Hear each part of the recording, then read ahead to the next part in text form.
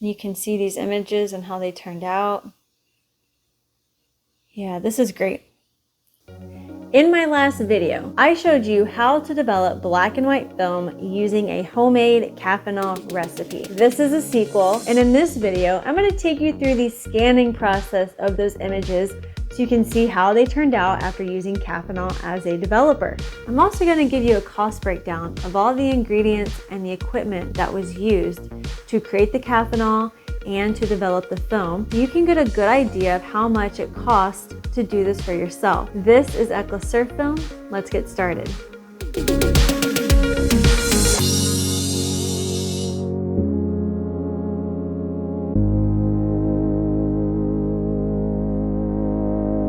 And here it is, the moment of truth. This is always one of my favorite parts after developing film, is looking at the photos under the scanner. Here we go. First image is the start of the roll. And it's kind of hard to see on the camera because of course, it looks a little pixelated on the screen, but the actual photo, it's a lot more gray than what you're seeing because it's kind of blue. This is what I love about developing prolonged periods of time with Caffenol, is how deep these shadows turn out. A lot of times when I'm shooting, and then it kind of goes back and forth too whenever I'm surfing, but I'll go out surfing and I see, you know, my friends surfing on these waves, and I just think, gosh, that would be an amazing photo. Why don't I have my camera out here? And then I go get my camera, and then I'm sitting in the water and I'm shooting, and then I see these awesome waves and I see my friends shooting on them, and I'm like, gosh, should I really be taking photos? I always get so torn. But I gotta say, regardless if I'm surfing or taking photos, I have a blast. It's just a really fun process for me. And if you've never taken photos in the water, it is work. And I would say I kind of cheat a little bit. I actually sit on my surfboard whenever I shoot because I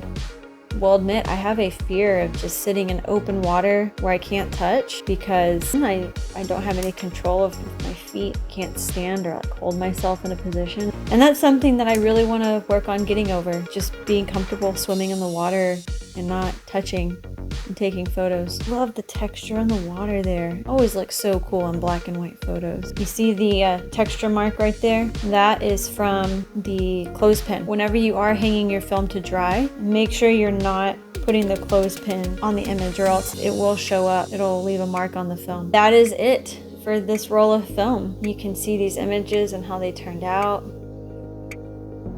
Yeah, this is great.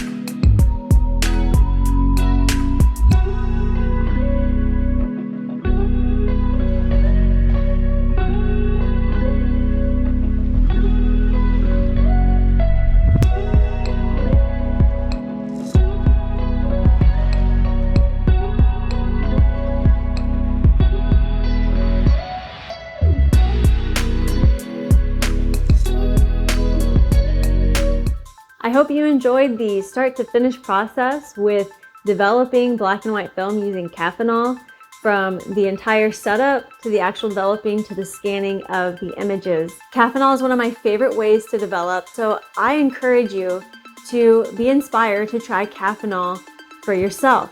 Just go home and try it. The ingredients are really easy to find, they're inexpensive, and I know that once you try it, you're going to really enjoy developing with Caffenol. Ekla Surf Film exists to inspire and make connections.